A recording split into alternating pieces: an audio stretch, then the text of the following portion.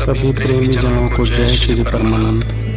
जब से मनुष्य इस धरती पर आया है, अनेक प्रश्न उसके मन में उठते रहे हैं, जैसे वह कौन है, किसने उसे बनाया है, उसका यहाँ आना एक स्वाभाविक क्रिया है या उसको बनाने वाला कोई और है। यदि उसको बनाने वाला कोई और है तो इसके पीछे उद्देश्य क्या है। इन सभी प्रश्नों को लेकर गुरु महाराज से प्रार्थना की तो यह इस चैनल के बनाने का उद्देश्य सिद्ध हुआ। आप सभी से प्रार्थना है कि स्वयं के कल्याण के लिए चैनल को सब्सक्राइब करें तथा अन्य औरों के भले के लिए शेयर अवश्य करें। जय श्री परमानंद। गुरु महाराज जय श्री परमानंद। आज का जो प्रश्न है वो भरत जी है पलवल से, उन्होंने भेजा है और उनका जो प्रश्न है वो जानना चाहते हैं कि ये जो आजकल नवरात्र जो चल रहे हैं इनका हमारे जीवन में क्या महत्व है, क्या इनको हमें करना चाहिए या नहीं करना चाहिए, तो इस पर थोड़ा सा प्रकाश डालें। ठीक। मेरी प्यारी प्यारी आत्माओं, आप सब कैसे हैं? मैं समझता हूं आप सब ठीक होंगे और मैं उस मालिक से, परमपिता परमेश्वर से कामना करता हूं कि आपकी झोलियां आपके यहाँ, आपका दामन तो मालिक खुशियों से भर दे, समृद्धि से भर दे, ज्ञान से भर दे, ऐसी मैं कामना करता हूं। तो आज का जो प्रश्न आया है वो पलवल से ही है और कोई भरत जी हैं, वह प्रश्न करते हैं कि ये जो नवरात्रे चल रहे हैं हमारे जीवन में इनका क्या प्रभाव है, इनको करना चाहिए अथवा नहीं करना चाहिए, जो मैं समझा। तो सबसे बड़ी बात तो यह है कि मैं पहले ही इस प्रश्न का उत्तर दे दूं कि नवरात्र सबको करना चाहिए, नवरात्र सबको करना चाहिए, पर यहां थोड़ा सा समझने की आवश्यकता है। करना चाहिए तो कैसे करना चाहिए? जैसे हम हैं तो हमको किसी काम को जान के करना चाहिए, अज्ञान बस नहीं करना चाहिए। हम क्यों कर रहे हैं ये हमको मालूम होना चाहिए, हम कहां जा रहे हैं ये हमको मालूम होना चाहिए, तो बड़ा आनंद आता है। तो नवरात्रों का अर्थ होता, रात्रि का अर्थ होता अज्ञान, अंधेरा। और कोई भी संत इस बात को कैसे कह देगा कि हमको अपने जीवन का अज्ञान समाप्त करना चाहिए अथवा नहीं करना चाहिए। सभी संत कहते हैं कि हमको अपने जीवन का अज्ञान समाप्त करना चाहिए और जीवन में अपने ज्ञान का प्रकाश करना चाहिए। ज्ञान का उदय हो जाएगा, अज्ञान समाप्त हो जाएगा। तो बात यह समझ में आई कि हमें नवरात्र में हम उपासना करते हैं। किसकी उपासना करते हैं? शक्ति की उपासना करते हैं, देवी की उपासना करते हैं, शक्ति की उपासना करते हैं, देवी की उपासना करते हैं। तो उपासना का अर्थ होता है उसके पास आना। शक्ति या तो हमारे पास आए या हम शक्ति के पास जाएं, इसको कहते हैं उपासना। क्या करना है नवरात्र में? शक्ति की उपासना। तो सबको करनी चाहिए, पर बात यह समझना है कि वो शक्ति है कहां। जिस शक्ति की उपासना हम कर रहे हैं, जिन उपासनाओं को हम कर रहे हैं, क्या वह उपासना है? क्या यह हमारा अज्ञान है? या हम इसको देखा देखी कर रहे हैं। जैसे व्रत रखते हैं, व्रत क्यों रखते हैं? उसके दो तरीके हैं व्रत के। एक तो व्रत माने प्रतिज्ञा होती है। आज हमने प्रतिज्ञा कर ली, आज से हम स्मोकिंग नहीं करेंगे, आज से हम बीड़ी हुक्का तंबाकू नहीं पिएंगे, आज से हम अपने जीवन में किसी मादक पदार्थ को नहीं आने देंगे, सुल्फा गांजा ये जो भी है उसको हम नहीं आने देंगे। ये हमने प्रतिज्ञा कर ली, संकल्प कर लिया। अब पूरे जीवन हमने इसको अपने जीवन में धारण करना और इस पे खरा उतरना है। दूसरा क्या है इसका कि व्रत रखने का अर्थ होता है कि जिस दिन हम व्रत रखते हैं तो रात्रि में एक दिन पहले, जैसे कल सुबह, आज जो मेरी आपसे वार्ता हो रही है ये 28 तारीख में हो रही है, कल जो मॉर्निंग होगी वो 29 तारीख होगी। तो मुझे कल व्रत रखना है तो आज शाम से ही मुझे कुछ नहीं लेना चाहिए, केवल जल दूध में थोड़ा मिला के, कच्चे दूध में, या शहद और दूध लेना चाहिए कच्चा थोड़ा सा, थोड़ा। और उसके बाद मॉर्निंग में खड़ा होना चाहिए।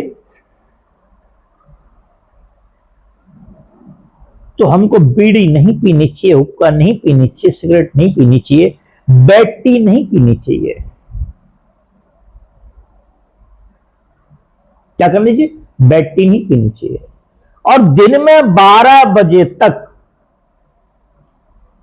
सही मायने में तो जो हमारा थूक होता है, जो हमारा लार्वा होता है, वह भी अंदर नहीं जाना चाहिए। उसको भी यदि हम करें तो बाहर करें उसको, कोई तिनका भी मुंह में ना डालें।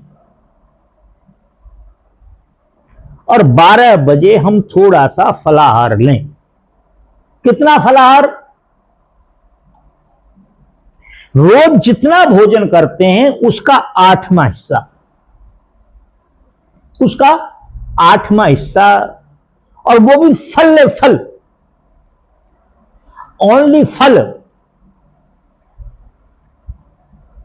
और उसके बाद रात्रि में, शाम को भी जब दिन छिप जाए तो अपनी साधना से जब आप खड़े हों तब भी आपको उतना ही प्रसाद लेना है, फल का लेना है या दूध का लेना है, थोड़ा शहद डाल के।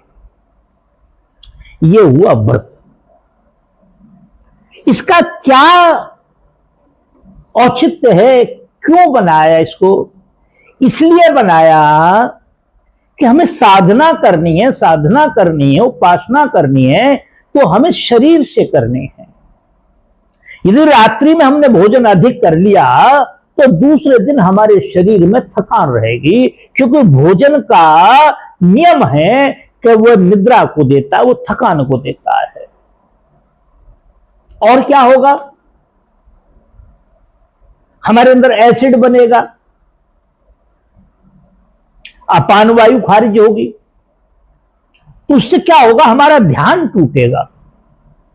इसलिए शरीर को हल्का रखने के लिए हमें रात्रि से लेकर के शाम तक, दूसरी रात्रि तक हमको कुछ नहीं लेना है, केवल फलाहार लेना है।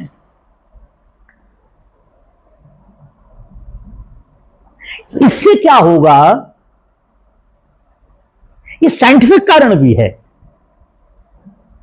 उससे जो हमारी सप्ते भर की जो बसा अंदर पैदा हो गई है, जो कोलेस्ट्रॉल पैदा हो गया है, वो जो हमारी जठरा अग्नि है उसको समाप्त कर देगी। हम दूसरे दिन तरोताजा उठेंगे, बड़ा आनंद आएगा, चेहरे पर ग्लो आएगा, चिकनाई आएगी। मगर हम करते क्या हैं? इसके विपरीत कर देते हैं। हम देखा देखी करते हैं। हम क्या करते हैं? देखा देखी करते हैं। सुबह उठे, हमने चाय ले ली, थोड़ी देर बाद फिर चाय ले ली, फिर बीड़ी घूंट मार लिया, सूटा मार लिया। एक दिन पहले से फरमाइश चालू हो जाएगी, अजी सुनते हो, कल 2 किलो दही ले आना, 1 किलो बर्फी ले आना, और आलू तो घर में है। नमक नहीं खाएंगे, सेंधा नमक खाएंगे। मिर्च नहीं खाएंगे, काली मिर्च खाएंगे।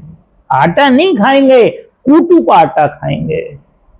खूब दही खाएंगे, दूध खाएंगे, और 1 टोकरी भर के फल खाएंगे, और रोज जितना खाते थे उससे अधिक खाएंगे।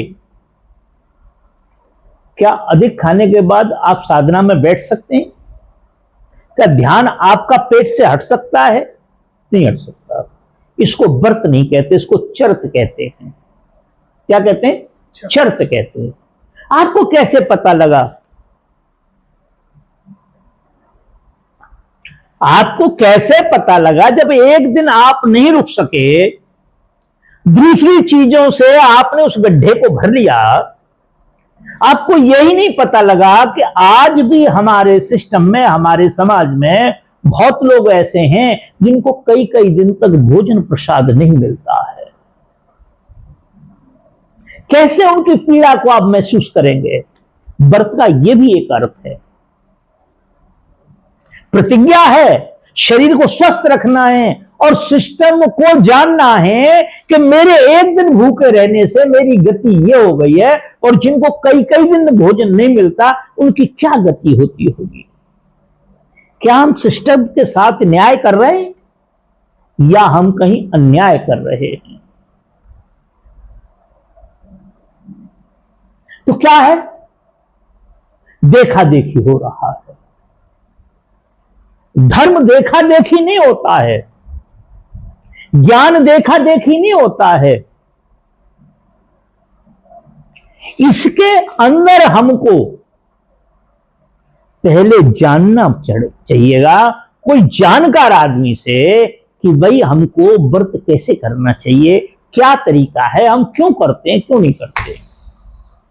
तो व्रत का एक जो वो था वो मैंने आपको समझाया। अब प्रश्न आया कि नवरात्रों में हमें साधना करनी किसकी? देवी की। किसकी? शक्ति की। शक्ति कहां है? शक्ति हमारे अंदर है, और हमें उस शक्ति के पास अपने मन को ले जाना है। उपासना, उसके पास आना। किसके पास आना? उस शक्ति के पास पहुंचना कि वो शक्ति कहां है हमारे अंदर, तो हमारा कल्याण हो जाएगा। इसीलिए हमको नवरात्रों में देवी की उपासना करनी चाहिए, उस शक्ति की उपासना करनी चाहिए, उस ज्ञान की उपासना करनी चाहिए, उस प्रकाश की उपासना करनी चाहिए, जिससे हमारे जीवन का अज्ञान और अंधकार समाप्त हो। तुलसीदास जी एक बड़ी सुंदर विवेचना करते हैं, बहुत सुंदर, कि यही जग जामिन जागहि जोगी। यही जग जामिन, जामिन मन रखती, यही जग जामिन जागहि जोगी,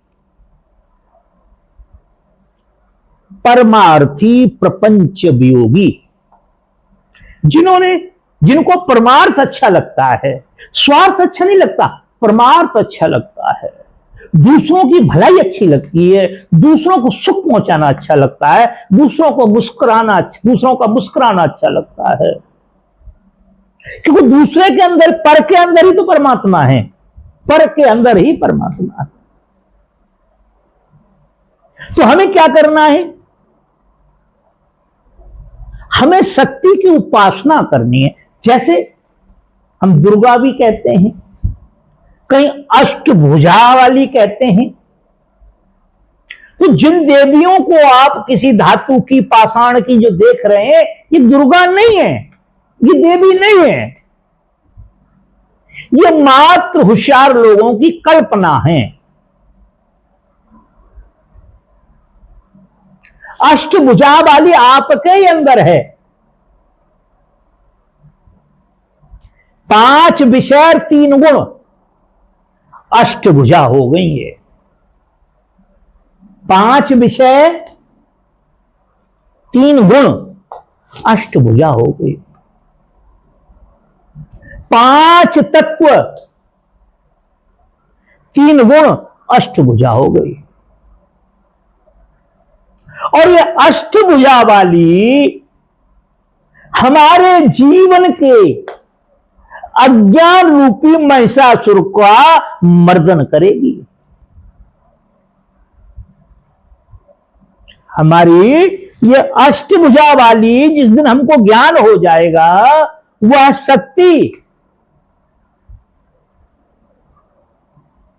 महिषासुर रूपी अज्ञान का, महिषासुर रूपी अंधकार का, अंधेरे का, हमारे जीवन के दुखों का, तो क्या करेगी? खात्मा करेगी। जब हम सही तरीके पे चलेंगे। आपने देखा होगा कि जब हम उपासना करने लगते हैं तो सबसे पहले हम कलश की स्थापना करते हैं। एक छोटा सा कलश लेते हैं, उसमें जल रखते हैं, जल चावल के ऊपर रखते हैं, जौ के ऊपर रखते हैं, उसके ऊपर कुछ पत्ते लगाते हैं, उसमें जल भरते हैं, पत्ते लगाते हैं, और पत्ते लगा के उसके ऊपर एक पात्र रख करके हम फिर किसी चीज का उसके ऊपर रख करके और उसके ऊपर एक दीपक जलाते हैं।